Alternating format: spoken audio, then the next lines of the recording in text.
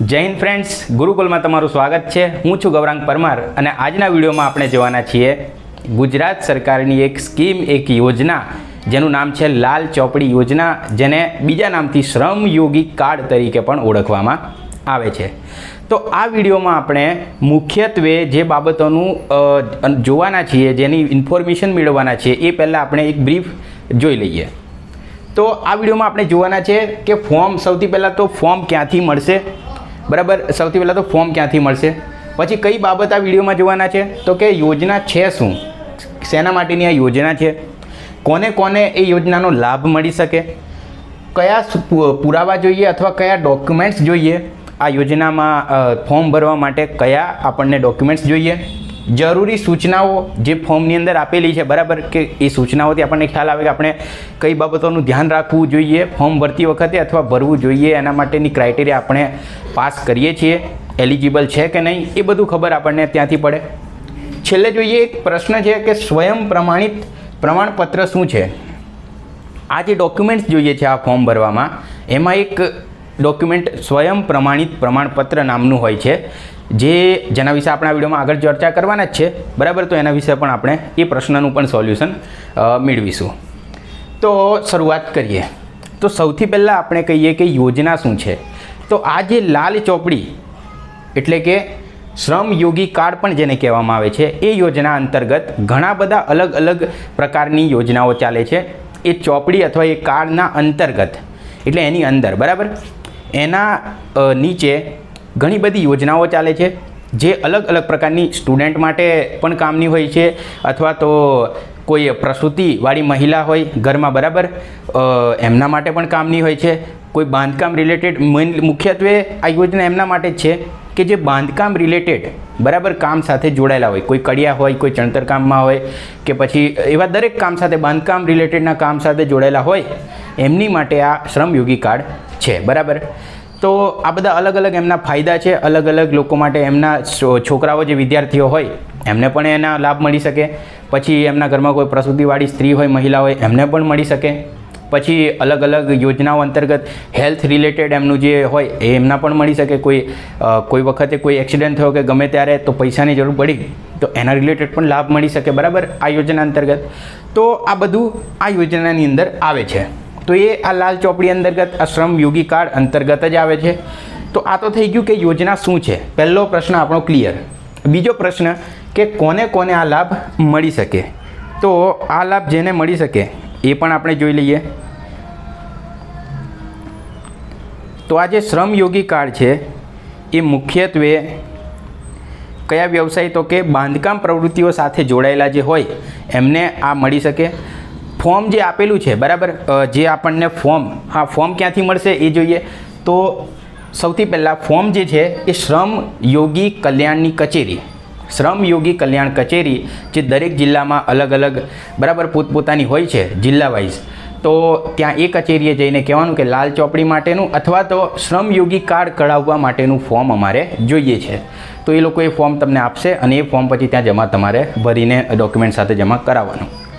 તો એ ફોર્મ ત્યાંથી મળશે, શ્રમયોગી કલ્યાણ કચેરી, બરાબર। જેવી રીતે આપણું સમાજ કલ્યાણની કચેરી હોય છે, જ્યાં આપણે જાતિનો દાખલો કઢાવી શકીએ, પછી આવકનો દાખલો કઢાવવા માટે ત્યાં મામલતદારની કચેરી હોય છે જિલ્લામાં, એ રીતની જ આ કચેરી છે શ્રમયોગી કલ્યાણ કચેરી।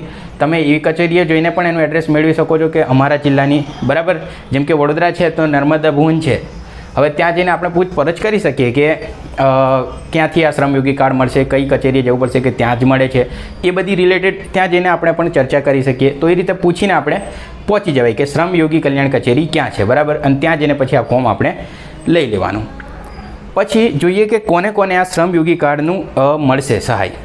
તો કે ચણતર કામ રિલેટેડ, પછી ધાબા ભરવાનું કામ કરતા હોય, કડિયા હોય, સુથાર હોય, લુહાર, વેલ્ડર, ગટર એન્ડ પ્લમ્બિંગનું કામ કરતા હોય, ચણતરના પાયા ખોદકામનું કરતા હોય, ટાઇલ્સ ઘસાઈ કામ કરતા હોય, લિફ્ટ અને એસ્કેલેટર્સ ઇન્સ્ટોલેશનનું કામ કરતા હોય, ચણતર કામમાં ઈંટ, માટી કે સામાન ઉપાડવાનું કામ કરતા હોય, બરાબર।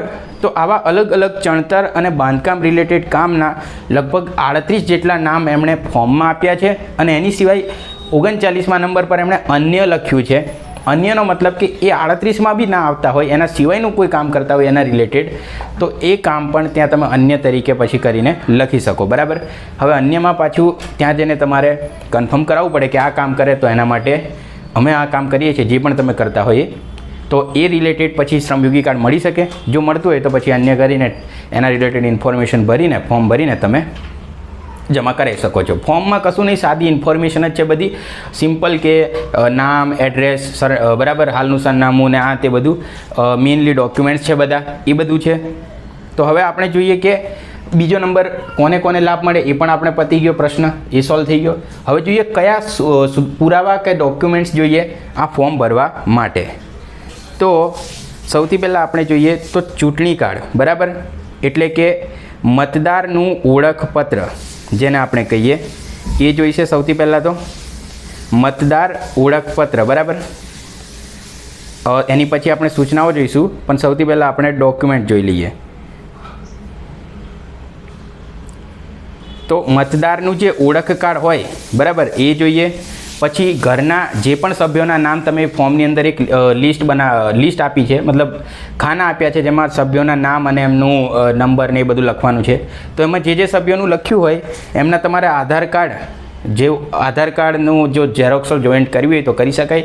અહીંયા લખ્યું છે મરજીયાત, એટલે કે તમારી મરજી હોય તો એ બધાના કરી શકો છો, અથવા તમે જે પોતે છો એટલાનું કરી તમારું એટલું કરીને પણ રાખી શકો છો. બીજી ઝેરોક્સો ના કરવી હોય તો વાંધો નહીં. તો આધાર કાર્ડની ઝેરોક્સો, પછી ચૂંટણીનું ઓળખ કાર્ડ એટલે કે તમારું ચૂંટણી કાર્ડ, બરાબર. પછી છે તમારું પાસબુકની નકલ, બેંક પાસબુકની નકલ, અથવા તો એ ના હોય અથવા ના મળતી હોય તો તમારે કેન્સલ થયેલો ચેક હોય એની નકલ પણ આપી શકો. મુખ્યત્વે તો પાસબુકની નકલ બધા પાસે હોય જ છે, બરાબર, તો એ આપી શકો છો તમે. પછી રેશન કાર્ડ પણ તમારે આપવું પડશે, ઝેરોક્સ, રેશન કાર્ડની ઝેરોક્સ. પછી જે તમારે 3 પાસપોર્ટ સાઇઝના ફોટા આપવા પડશે, 3 પાસપોર્ટ સાઇઝના ફોટા. એની સિવાય બાંધકામ શ્રમયોગી તરીકે કામ કર્યા હોય એનો અંગેનું સ્વયં પ્રમાણિત પત્ર. હવે આ એ પ્રશ્ન આવ્યો આપણો, જરૂરી સૂચનાઓ છેલ્લે જોઈએ, એની પહેલાં જોઈએ કે સ્વયં પ્રમાણિત પ્રમાણપત્ર જે આ ડોક્યુમેન્ટમાં જોઈન્ટ કરવાનું છે શું છે. તો આ જે પ્રમાણપત્ર છે, સ્વયં પ્રમાણિત પ્રમાણપત્ર, જે આમાં લખ્યું છે કે 90 દિવસ તમે જે કામ કર્યું છે, 90 દિવસ સુધી શ્રમયોગી તરીકે કામ કર્યું એના માટેનું તમારે સ્વયં પ્રમાણિત પ્રમાણપત્ર આપવાનું છે. તો એમાં તમારે શું કરવાનું, તમારા જે પણ તલાટી હોય, તમારા એરિયાના કે તમારા ગામના જે પણ તલાટી હોય એમની પાસેથી લેટર પેડ પર લખાઈને, એમનું જે લેટર પેડ હોય કે તલાટીનો સિક્કો, સહી, આ બધું એના સાથે તમારે લખાઈ દેવાનું કે મેં 90 દિવસ સુધી કડિયા તરીકે કે રેતી કપચી ઉપાડનાર તરીકે કે આ રીતે શ્રમયોગી તરીકે કામ કર્યું છે. તો એ તલાટી તમને એ રીતે લખી આપશે, સહી સિક્કો કરાવી લેશે, કરી આપશે, અને એમનું તલાટીનું લેટર પેડ ને એ તે બધું હશે, એ બધું કરીને એ જે તમને પ્રમાણપત્ર મળશે એ પણ તમારે જોઈન્ટ કરી દેવાનું ફોર્મ સાથે ડોક્યુમેન્ટ તરીકે. તો આ પ્રશ્ન સોલ્વ થઈ ગયો. હવે જોઈએ આપણે છેલ્લે કે કઈ જે સૂચનાઓ છે, સૂચનાઓ શેની છે, શું કામ જોવાની, તો આપણને ખ્યાલ આવે કે આપણા ફોર્મ ભરવા માટે એલિજિબલ છે કે નહીં, કે કઈ ધ્યાન રાખવાની બાબતો છે જો ફોર્મ ભરીએ તો આપણે, બરાબર. તો એ જોઈએ.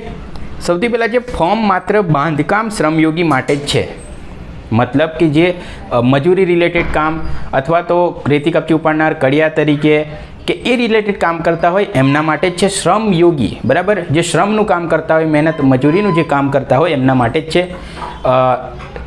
ત્યાં જઈને શેઠ તરીકેનું કામ કરતા હોય અથવા તો કોન્ટ્રાક્ટર તરીકેનું કામ કરતા હોય અથવા સુપરવાઇઝર તરીકે ખાલી ધ્યાન રાખવાની કામ કરતા હોય એમના માટે આ કાર્ડ નથી, બરાબર. પછી જે પણ આ કાર્ડ માટે એપ્લાય કરે છે, ફોર્મ ભરે છે, એમની ઉંમર ભલે મહિલા હોય કે પુરુષ હોય, બંને માટે 18 વર્ષથી 60 વર્ષની વચ્ચે હોવી જોઈએ. પુરુષ અને મહિલા બંને માટે, બરાબર, શ્રમયોગી તરીકે નોંધણી કરાવવા માટે 18 વર્ષથી 60 વર્ષની વચ્ચે ઉંમર હોવી જોઈએ. પછી તમારે નોંધણી કરાવવા માટે પાછલા વર્ષમાં ઓછામાં ઓછા 90 દિવસ બાંધકામ શ્રમિક તરીકે જે કામ કર્યું હોય એનું પ્રમાણપત્ર બી તમારે ફરજિયાત રજૂ કરવાનું રહેશે. એ પ્રમાણપત્ર જોઈશે જ, બરાબર. એટલે તો આપણે એને અલગ એક પ્રશ્ન તરીકે અહીંયા લખ્યું. પછી બાંધકામ શ્રમિક તરીકે ખોટી નોંધણી કરાવવી કાયદાકીય ગુનો છે અને ખોટી નોંધણી કરાવી કોઈ લાભ લેવામાં આવશે તો તેની વિરુદ્ધ કાર્યવાહી કરવામાં આવશે, બરાબર. એટલે જો તમે શ્રમિક હોવ, તમે ખરેખર કામ કરતા જ હોય એ રીતનું શ્રમિકનું શ્રમયોગી તરીકે, આ બધા રિલેટેડ બાંધકામ રિલેટેડ કામમાં જોડાયેલા હોય તો જ આ વસ્તુમાં એપ્લાય કરજો, નહીં તો કાર્યવાહી કરવામાં આવશે એવું પણ અહીંયા સૂચનામાં લખ્યું છે, બરાબર, જો ખોટું સાબિત થાય ત્યારે. પછી આપણે જોઈએ BPL કાર્ડ ધારક આવકનું પ્રમાણપત્ર રજૂ કરવાનું રહેતું નથી. જેમની પાસે BPL કાર્ડ હોય એ લોકોએ આવકનું પ્રમાણપત્ર રજૂ કરવાનું રહેશે નહીં. મતલબ ચાલશે, છૂટ આપી છે કે જો તમે BPL કાર્ડ હોય તમારી પાસે તો એની તમે જે ઝેરોક્સ અંદર ડોક્યુમેન્ટમાં જોઈન કરશો જ, બરાબર, તો એ જે કાર્ડની ઝેરોક્સ જોઈન્ટ કરી દીધી પછી તમારે અલગથી આવકનું કાર્ડની ઝેરોક્સ જોઈન્ટ કરવાની રહેશે નહીં, બરાબર, એની નકલ જોઈન્ટ કરવાની રહેતી નથી. કારણ કે BPL કાર્ડ છે એટલે એમને ખ્યાલ આવી જાય કે આવકની જે મર્યાદા છે એમાં ઓલરેડી આવે છે અને બરાબર છે બધું, બરાબર. તો એટલે આ વસ્તુઓ છે. એની સિવાય આપણે કંઈ હોય તો જરા જોઈ લઈએ. તો પછી BPL કાર્ડવાળું જોઈ લીધું આપણે. પછી જોઈએ કે 1,20,000 સુધીની વાર્ષિક આવક ધરાવતા શ્રમયોગી સરકારશ્રી દ્વારા અધિકૃત, બરાબર, અધિકારીનું આવકનું જે પ્રમાણપત્ર છે એ રજૂ કરવાનું રહેશે. પછી 1,20,000 સુધીની વાર્ષિક આવક ધરાવતા હોય તો બાંધકામ શ્રમયોગી તરીકે તેમને એ કરવાનું રહેશે, બરાબર. તો આ ટૂંકમાં જે નીચે સૂચનાઓ આપી છે આવક રિલેટેડ એ પણ તમે વાંચી લેજો બરાબરથી. 1,20,000 સુધીની આ કંઈક આવક મર્યાદાની એમણે વાત કરી છે, બરાબર. આવકનું પ્રમાણપત્ર વિશેની આ વાત કરી છે. પછી જોઈએ કે આધાર કાર્ડ વિશેની આપણે વાત જોઈ લીધી. બસ અહીંયા સુધીની આ સૂચનાઓ હતી. આની સિવાયની બીજી કોઈ સૂચનાઓ અહીંયા આપી નથી. બીજી એક વાત કરીએ તો કયા કયા લાભ છે, થોડી વધારે વિસ્તૃતમાં લાભ જોઈ લઈએ. તો કે શ્રમિક અન્નપૂર્ણા યોજના હેઠળ જે ₹10માં પૌષ્ટિક ભોજન મળે છે એ બી લાભ મળી શકે. વ્યાવસાયિક રોગ કે ઈજાના કિસ્સામાં 3 લાખ સુધીની સહાય મળે. પછી મુખ્યમંત્રી ભાગ્યલક્ષ્મી અને બોન્ડ યોજના અંતર્ગત બી દીકરીના નાતે કંઈક 10,000નો બોન્ડ અથવા પૈસા જે છે રૂપિયા એ મળે.